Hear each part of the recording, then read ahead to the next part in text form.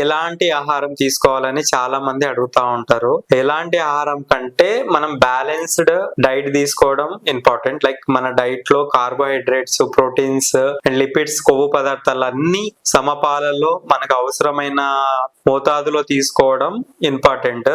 Main source మనకు వచ్చేసి plant based diet అయితే ఉత్తమం. వాటిలో మనకి కావాల్సిన కార్బోహైడ్రేట్స్, న్యూట్రిషన్స్, ప్రోటీన్స్ కూడా అవైలబుల్ అంటే ఉంటాయి.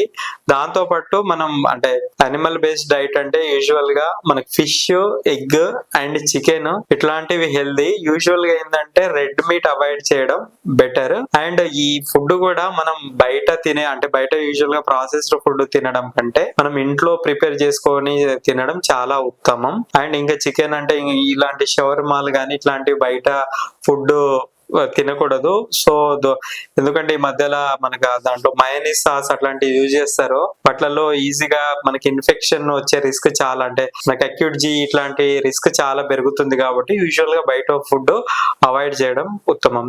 Thank you.